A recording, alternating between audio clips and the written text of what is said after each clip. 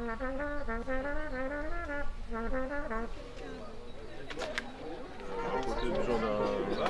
y a 2500 francs de différence.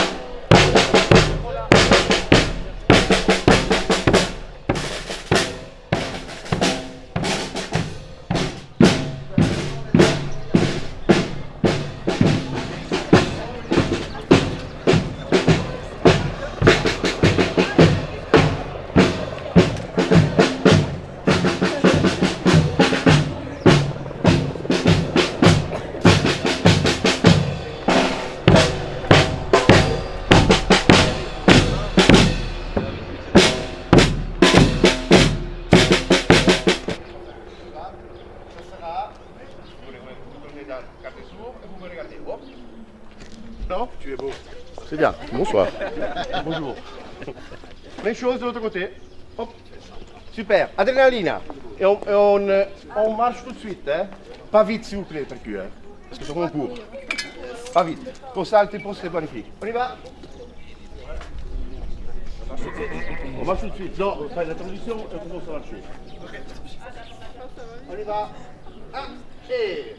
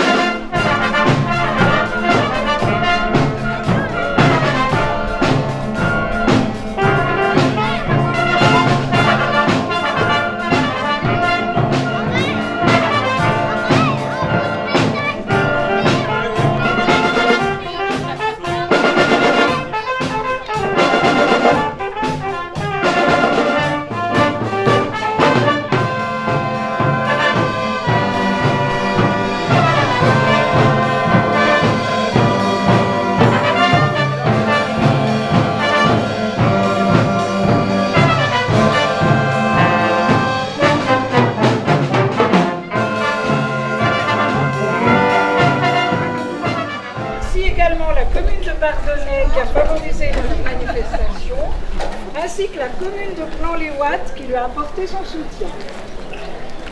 Un concert de la fanfare locale, et M. Émilien Grivel nous dira pourquoi c'est une fanfare locale, est une manifestation de convivialité. Elle s'inscrit dans la volonté des habitants de ranimer une vie de village et de rappeler que Lancy n'est pas seulement un tas de vieilles pierres traversées par un flot de voitures, quotidiennement, mais un très beau village inscrit à l'inventaire national et un village comptant plus de 200 habitants, chaleureux et conviviaux et très heureux de ce genre de manifestation. Je saisis l'occasion pour rappeler brièvement qui nous sommes. Pro-Lancy est une association sans but lucratif et politiquement neutre, fondée le 9 octobre 2017. Elle a pour but, premièrement, de favoriser la convivialité et les rencontres entre les habitants du village, d'améliorer la qualité de vie. Deuxièmement, de faire connaître, de valoriser et de sauvegarder le patrimoine architectural, historique et naturel de Lancy et de ses alentours. Troisièmement, de promouvoir la mobilité douce et une agriculture locale, saine et respectueuse de la nature. Je vous remercie, je passe la parole à Émilien Grével.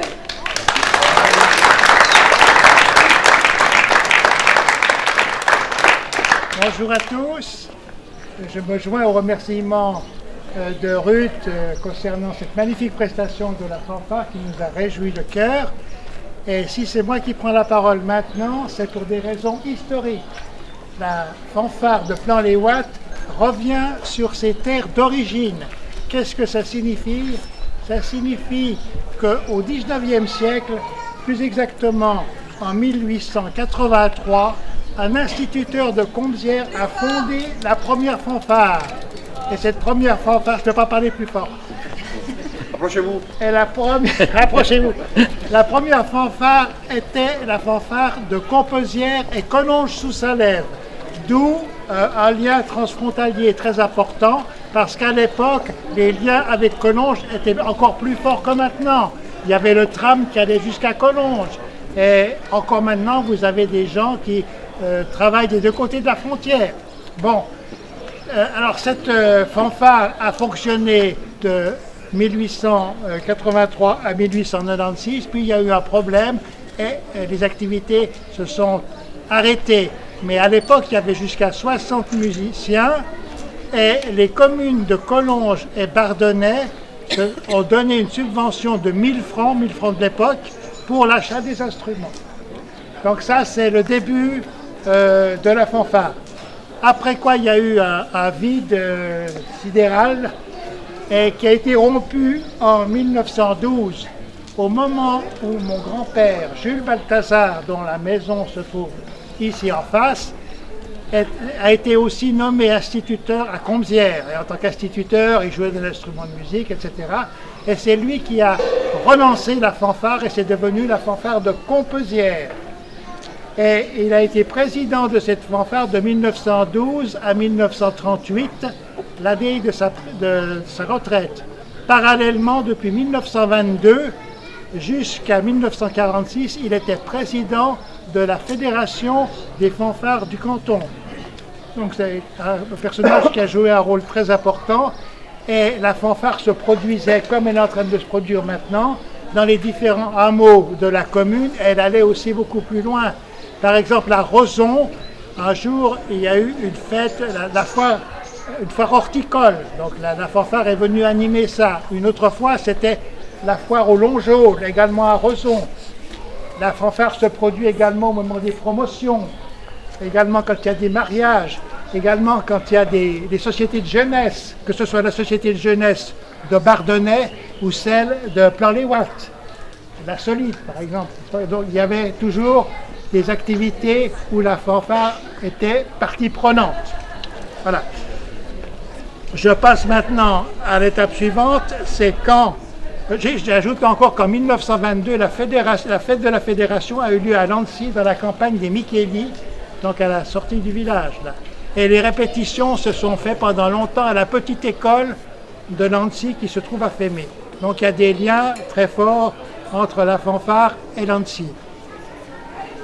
Après, il y a eu la guerre, et là, la fanfare a cessé de fonctionner. Mais vous verrez sur les panneaux qui sont affichés près de la fontaine qu'il y avait des fanfares à Lancy. Ce n'étaient pas exactement les mêmes, c'était des fanfares militaires, puisque la troupe était cantonnée à Lancy, près du chemin de la Moite. Et là, il y avait fréquemment des concerts. Alors vous verrez qu'il y a 3 photos d'une fanfare militaire à Lancy sur ces panneaux. Après la guerre, la fanfare a vu son centre de gravité se transporter vers Plan-les-Ouates, et c'est donc à ce moment-là devenu la fanfare de Plan-les-Ouates, mais ce qui ne veut pas dire qu'il n'y a pas d'autres musiciens de Bardonnay qui en faisaient partie. Et donc c'est la fanfare de Plan-les-Ouates, et puis ensuite, plus tard en 1966, alors la fanfare a été élevée au rang de musique municipale de Plan-les-Ouates. Pour le reste, je laisse les gens de Plan-les-Ouates compléter parce que je ne connais pas bien la suite. Mais je vois en tout cas le résultat d'aujourd'hui et il me réjouit. Voilà, merci. Encore maintenant pour la suite des opérations, nous avons donc prévu de donner à la fanfare quelques photos souvenirs de cette période historique. Il y a 5 photos souvenirs. Elles sont affichées sur le panneau près de la fontaine, mais maintenant elles se trouvent là. Et j'aimerais bien que des enfants apportent ces photos.